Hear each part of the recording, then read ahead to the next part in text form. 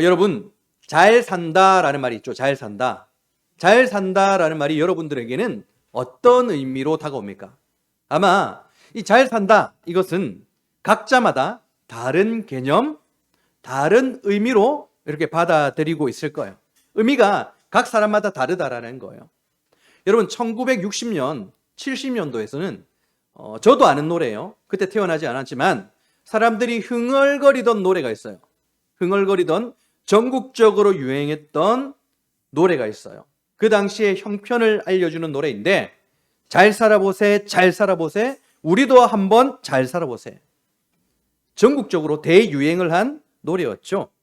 당시의 상황을 얘기해 주는 거라고 했잖아요. 가난을 벗어나서 먹고 사는 문제를 해결하고 경제적으로 부흥하는 것이 바로 잘 사는 것이라고 우리의 어머니, 우리의 아버지, 우리 할아버지 할머니가 그렇게 생각했던 거예요. 잘 사는 것은 잘 먹고 잘 사는 거예요. 그런데 최근은 어떻게 변했을까요? 특별히 청년들은 어떻게 생각하고 있을까요? 작년 11월이었어요. 노동부에서 이상적인 직장 생활의 조건이라는 설문조사를 청년들에게 실시했는데요. 청년들의 63%가 이렇게 대답했어요. 월급과 복지보다는 워라밸이 중요하다. 다시, 월급과 복지보다는 워라밸이 중요하다. 여러분, 워라밸이 무슨 뜻이죠? 워라밸은 우리 한국식 신조어예요. 워라밸. 각자 이 워라밸은요, 각자 한글식자 딴 거거든요. 워크 라이프 밸런스예요. 일과 삶의 밸런스, 균형이라는 거예요. 이게 무슨 뜻이냐면, 청년들은요, 잘 사는 것을 어떻게 생각하냐? 그냥 돈을 많이 버는 것이 아니라 적당히 벌어도 내가 하고 싶은 거 하고 내 시간을 가지는 것을 잘 사는 것이라고 여긴다라는 거예요. 시간이 많이 흘렀죠. 잘 사는 것에 대한 의미가 완전히 달라진 거예요. 또 우리 가운데는 이 잘 산다라는 것을 전혀 다르게 생각하는 분들도 있을 거예요. 그래서 우리는 잘 산다라는 것이 어떠한 의미인지를 알기 위해서는 세대나 유행을 뛰어넘는 근본적인 조건이라는 것을 알아야 돼요. 특별히 우리는 하나님을 통해서, 왜? 성경에서 하나님께서 어떤 말씀을 하는지를 통해서 우린 근본적인 조건을 알아야 되겠죠. 전도서 12장 1절을 보면 너의 창조주를 기억하라 라는 말씀이 있어요. 어떤 말씀일까요? 너를 지으신 하나님께서 어떻게 생각하는지 네가 알아야 된다라는 뜻이에요. 이것은 우리를 지으신 하나님께서 어떠한 목적과 방향을 가지고 계신데, 계획을 가지고 계신데, 그것들을 너희가 알아야 된다. 너희들이 잘 살기 위해서는, 잘 산다라는 것이 어떤 것인지 알기 위해서는 하나님께 물어봐야 된다라는 것을 말하는 거예요. 자, 그렇다면 하나님은 어떻게 하는 것이 잘 사는 것이라고 말씀할까요? 성경을 쭉 읽어보면 여러분, 잘 산다라는 것은 하나님께서 지으신 이유와 목적과 방향대로 살아가는 것을 잘 산다라고 얘기해요. 그래서 우리는 존재의 이유를 알 때, 그리고 그 이유를 알고 내가 그 방향대로, 목적대로 살아갈 때 그게 바로 잘 사는 게 돼요. 여러분, 잘 살고 계십니까? 내가 왜 이 땅에 태어났지? 내가 태어나서 무엇을 해야 되지? 나는 아무런 능력이 없는 것 같은데, 내가 잘하는 것도 없는 것 같고 탁월한 것도 없는 것 같은데 나는 왜 태어났지? 나는 왜 이렇게 힘들지? 이 근본적인 질문을 존재의 이유에 대해서, 존재의 이유로 우리가 찾아야 된다는 거예요. 창세기 2장 15절입니다. 창세기 2장 15절. 여호와 하나님이 그 사람을 이끌어, 그 사람이란 누구를 말하죠? 아담을 말해요. 첫 번째 사람 아담. 그러니까 아람의 이름의 뜻이 인간이라는 뜻이에요. 그래서 우리 모두를 얘기하는 거예요. 여호와 하나님이 그 사람을 이끌어 에덴 동산에 두어 그것을 경작하며 지키게 하시고, 아멘. 하나님께서 아담을, 인간을 창조하셨죠. 그리고 에덴 동산에 두셨어요. 저와 여러분들을 지으시고 이 땅에 두셨어요. 왜요? 경작하게 하시려고. 여기서 경작하다라는 말, 히브리 원어를 보시면 아바드라는 동사를 사용해요. 아바드라는 동사는 섬기다라는 의미를 가진 단어인데요. 예배와 제사와 관련되어져서 자주 사용되는 단어예요. 아바드 많이 들어보셨죠?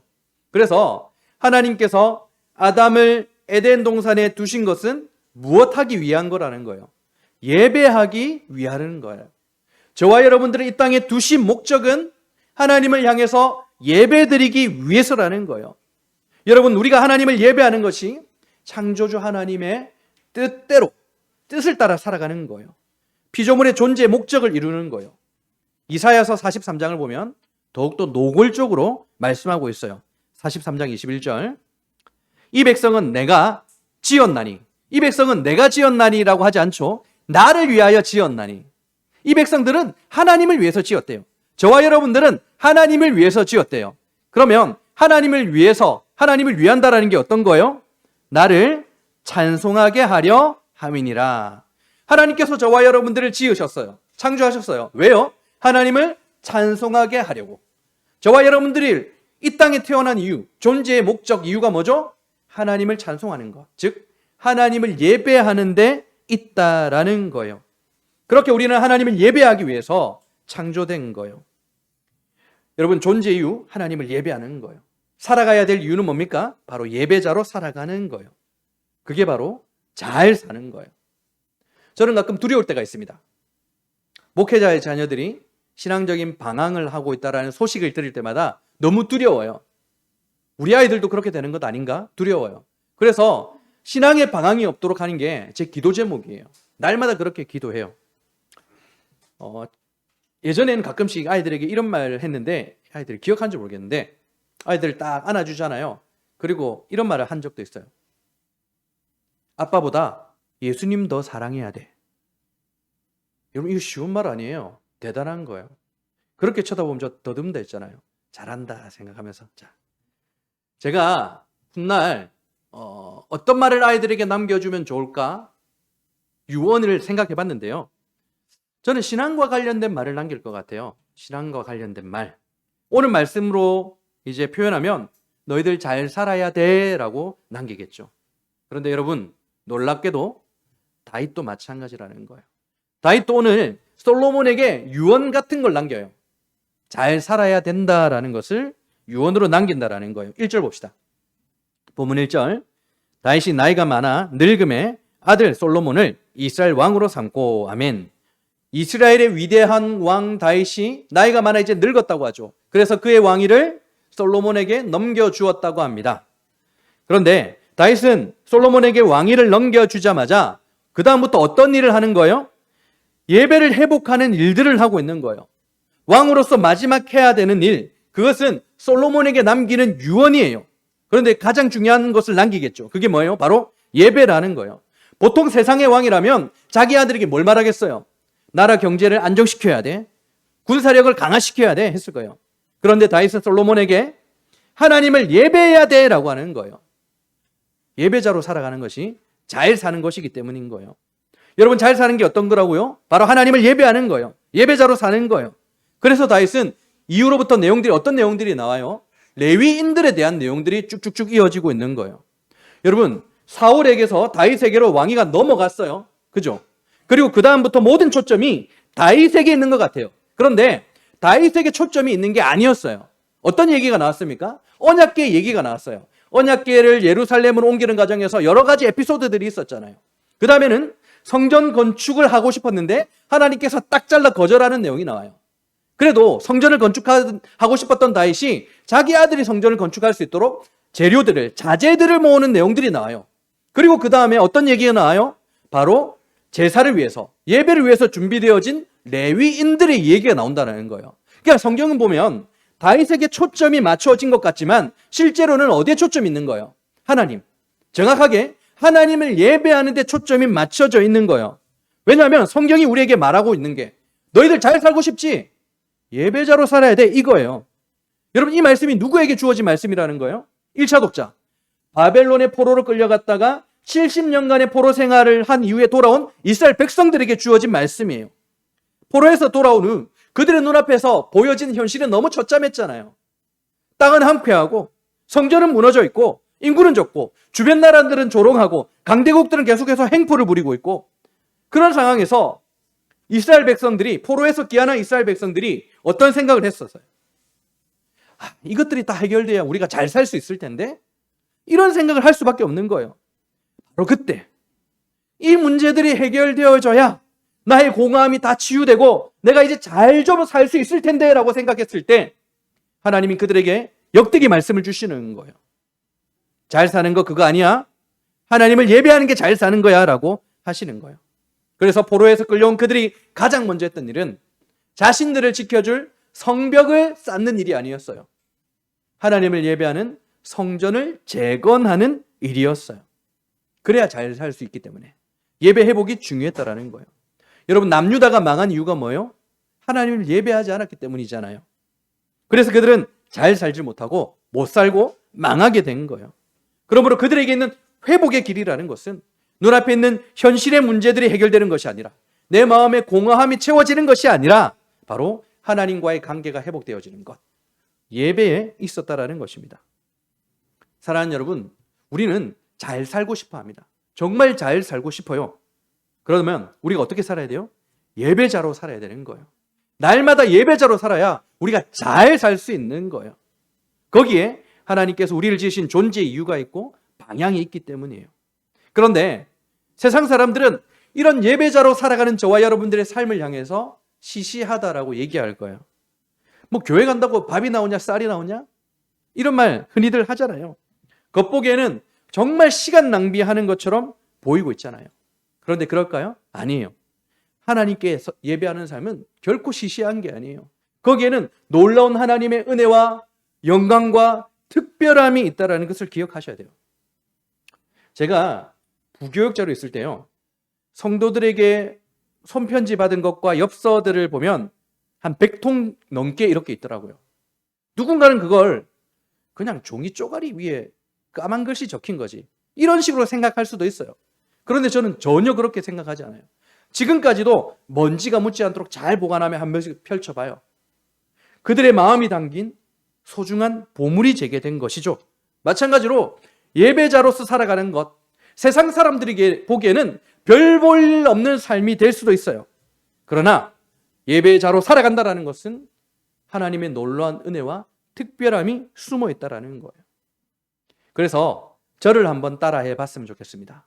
자, 배에 힘을 주고 저를 따라합니다. 큰 목소리로 믿음으로 고백해 보는 거예요. 저를 따라합니다. 하나님은 나를 특별하게 여기신다. 예근이 잘한다. 자, 하나님은 저와 여러분들을 사랑하시고 특별히 사랑하시고 그 사랑의 부르심으로 오늘 이 자리, 바로 예배자로 세우신 것입니다. 여러분, 다윗이 솔로몬을 이스라엘 왕으로 세우고 그 다음 레위 지파와 관련된 이야기들이 나온다고 했죠. 레위 지파를 재정비했어요. 3절 보시면 레위 사람은 30세 이상으로 계수하니 모든 남자의 수가 38,000명인데 여러분 30세 이상을 계수했대요. 그런데 24절을 보세요. 20세 이상으로 전부 성전에서 일하고 있어요.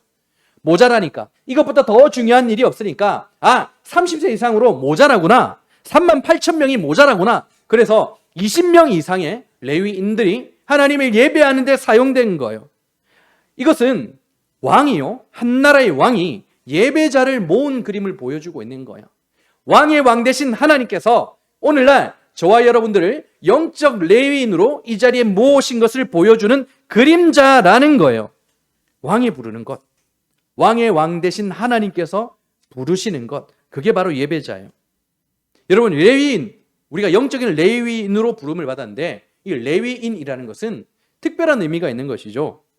이것은 출애굽 당시 하나님께서 레위인을 따로 모으신 이유가 있는 거예요.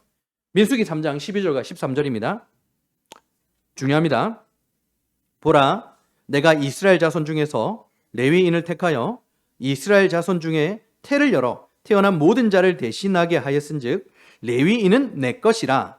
처음 태어나는 자는 다 내 것임은 내가 애굽 땅에서 그 처음 태어난 자를 다 죽이던 날에 이스라엘의 처음 태어난 자는 사람이란 짐승을 다 거룩하게 구별하였음이니 그들은 내 것이 될 것임이니라. 나는 여호와이니라. 아멘. 여러분, 하나님은 레위인을 내 것이다 라고 얘기하고 있는 거예요. 마다들을 대신해서 레위인들을 나에게 다오, 이제 레위인들은 내 것이다 라고 선언하는 거예요. 그 이유가 뭐죠? 왜 레위인을 하나님 것이라고 얘기하고 있는 거예요? 왜 영적인 저와 여러분들을 하나님의 것이라고 얘기하고 있는 거예요? 이스라엘 백성들이 애굽의 종으로 있을 때가 있었어요. 이스라엘 백성들이 종으로 있는데 너무 번성한 거예요. 그래서 애굽의 왕 바로가 위협을 느끼고 그들에게 고된 노동을 시키기 시작했잖아요. 그때 이스라엘 백성들이 고통의 소리가 하나님께 울려 퍼진 거예요. 하나님은 당신의 종 모세를 세우시고 바로에게 보내셨어요. 이스라엘 백성들을 해방시켜 다오. 이게 바로 하나님의 요구였던 것이죠. 그러나 바로가 어떻게 했습니까? 거절했어요. 싹 거절했어요. 무려 9가지의 놀라운 정말 끔찍한 재앙이 이집트, 애굽 땅에 임했음에도 불구하고 그 마음이 강팍해서 끝까지 하나님께 대적했어요. 하나님의 말을 듣지 않고 이스라엘 사람들을 괴롭혔어요. 그런데 10번째 재앙이었죠. 10번째 재앙이 뭡니까? 죽음이 그 땅에 임하는 거예요. 그래서 누가 죽어요? 처음 태어난 장자들, 장남들이 다 죽게 되는 거예요. 그날에 장남, 장손, 증손, 그러니까 할아버지, 아버지, 아들 3대가 살아있는 집안은 그냥 한꺼번에 3대가 다 죽어버리는 끔찍한 재앙이 그날 일어났어요. 바로의 아들 역시도 죽임을 당했죠.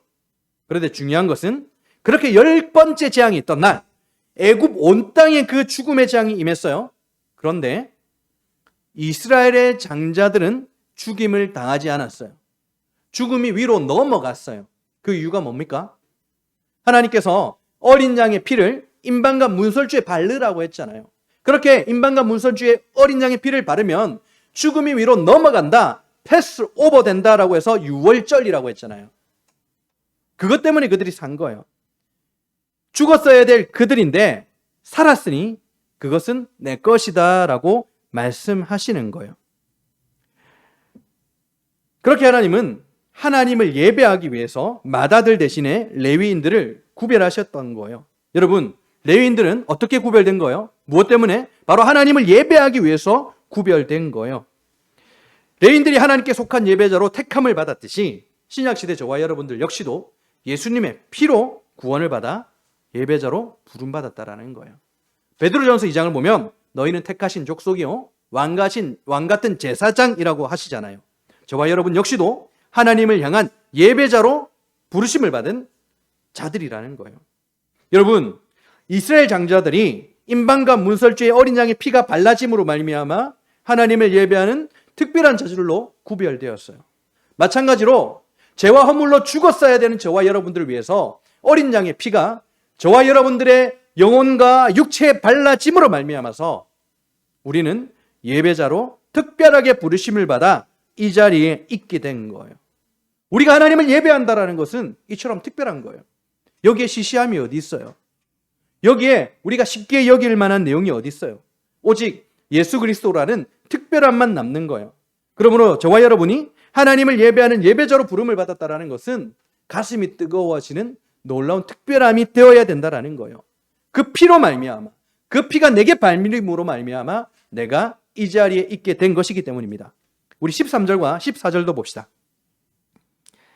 아므라함의 아들들 아론과 모세이니 아론은 그 자손들과 함께 구별되어 몸을 성결하게 하여 영원토록 심히 거룩한 자가 되어 여호와 앞에 분향하고 섬기며 영원토록 그 이름으로 축복하게 되었느니라. 하나님의 사람 모세의 아들들은 레위 지파 중에 기록되었으니. 아멘.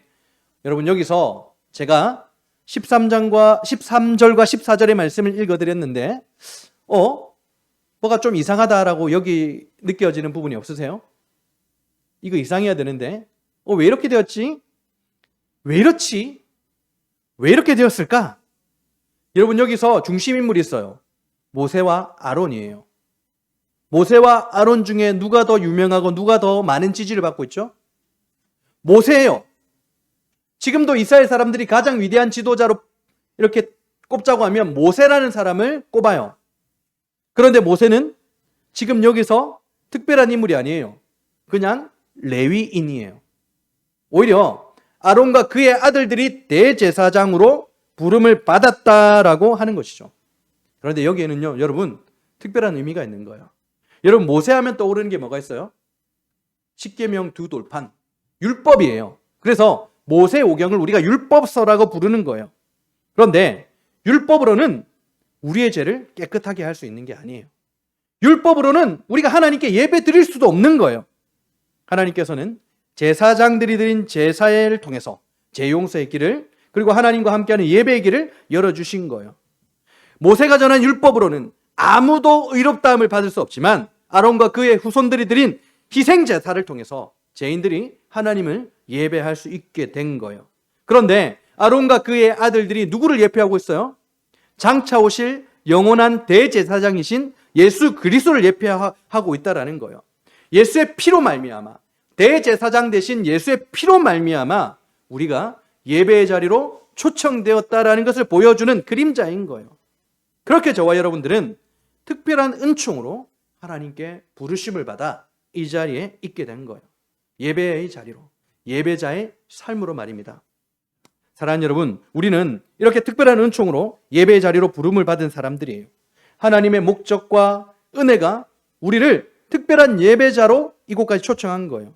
그러므로 세상에서 가장 존귀한 삶은 하나님을 예배하는 삶이라는 거예요. 그러므로 우리가 해야 될 일은 그 부르심에 합당하게 예배하는 것이죠. 아침과 저녁마다 서서 여호와께 감사하고 찬송하며 아멘. 여러분, 우리를 존귀한 예배자로 불러주신 하나님 앞에 날마다 감사와 찬송으로 하나님을 예배하며 살아가는 것, 이것이 우리 존재의 이유이며 방향이에요. 우리가 걸어가야 될 삶의 목적인 거예요. 이것을 한시도 잊지 마시길 바랍니다. 이게 바로 우리가 잘 사는 비결이기 때문인 것입니다. 말씀을 정리하도록 하겠습니다. 여러분, 마돈나 아시죠? 마돈나. 여러분, 마돈나는요, 그의 부와 인기를 한 손에 거머쥔 세계적인 팝스타잖아요. 그런데 마돈나가 이런 말을 남겼어요. 나는 끊임없이 성공해야 한다는 압박감에 시달린다. 여러분, 모든 것을 다 가진 것 같아요. 다 가진 것 같아요. 그런데 마음속 한구석에는 늘 항상 뭐가 있는 거예요? 공허함이 있는 거예요. 무엇으로도 채울 수 없는 그 공허함이 있는 거예요. 그런데요, 성경에 이와 비슷한 사람이 있어요. 누굴까요? 다윗에 이어 왕이 된 솔로몬. 다윗이 준비한 자제들을 통해서 하나님의 성전을 세웠던 솔로몬이에요. 여러분, 성경 통해서 솔로몬보다 많이 누리는 사람이 있어요? 아무도 없는 것 같아요. 솔로몬이야말로 세상에서 누릴 수 있는 그 모든 것들은 다 누리는 사람인 것 같아요. 그런데 그가 노년에 전도서를 적었죠. 여러분, 전도서 하면 여러분들 기억나는 말이 있을 거예요. 뭐예요? 헛되고 헛되니 헛되도다. 헛됨을 계속 노래하는 것이 전도서예요. 다 누리며 살아가는데 다 헛된다라는 거예요. 그래서 제가 배가 불러서 그래. 우리도 다 가지면 저런 말 할 수 있을 거야. 이런 식으로 오해하기도 하죠. 그런데 솔로몬이 전도서를 통해서 헛되다라고 말한 것은 이유가 있어요. 그의 마지막에 한 가지 고백을 해요. 한 가지 고백. 예배자의 삶을 살라는 고백을 전도서가 하고 있는 거예요. 하나님을 경외하며 그의 명령들을 지킬지어다. 모든 것이 다 헛되다. 내가 누리며 살아갔던 그 모든 것들이 다 헛되다. 다 공허하다. 그런데 하나님을 예배하며 살아가니까 채워졌다. 그의 삶의 마지막에 있는 고백이었던 거예요. 여러분, 하나님을 예배하는 예배자로 살아갈 때 채워도 채워지지 않는 그 공허함이 채워졌던 거예요. 진정 하나님 안에서 진정한 행복을 누리며 살아갈 수 있게 되었다라는 것을 그가 고백하는 것이죠. 초대 교부였던 어거스틴도 이런 말을 했어요. 당신은 우리를 당신을 향해 살도록 창조하셨기 때문에, 하나님을 향하여 살도록 창조하셨기 때문에 우리 마음이 당신 안에서 안식할 때까지 평안하지 않습니다. 하나님 안에 있을 때만 평안할 수 있다라는 고백이죠. 하나님 안에 있을 때만 잘 살 수 있다라는 거예요. 결국 우리가 창조주이신 하나님을 예배하고 그분 안에 거하게 될 때 우리 존재의 이유를 알게 되고 그동안 채워지지 않았던 모든 공허함들이 채워지며 참된 만족의 삶을 살아가게 된다라는 것입니다. 여러분, 예배자로 사는 것이 진정으로 사는 것입니다. 잘 사는 것입니다. 그러므로 오늘 저와 여러분들이 결단했으면 좋겠습니다. 하나님, 오늘도 내일도 하나님을 향한 예배자로 살아가겠습니다. 우리가 숨쉬는 모든 것이 예배당이 되어 하나님을 존귀 여기며 예배자로서 온전히 살아가기를 결단합니다. 그렇게 우리가 예배자의 자리로 예배자로서 늘 서 있을 때 하나님께서 주시는 평강과 은혜와 영광이 우리의 삶에 충만하게 임할 줄 믿습니다. 그런 저와 여러분들이 될 수 있기를 우리 주님의 이름으로 축원드립니다. 함께 찬양하고 기도한 시간을 가집시다.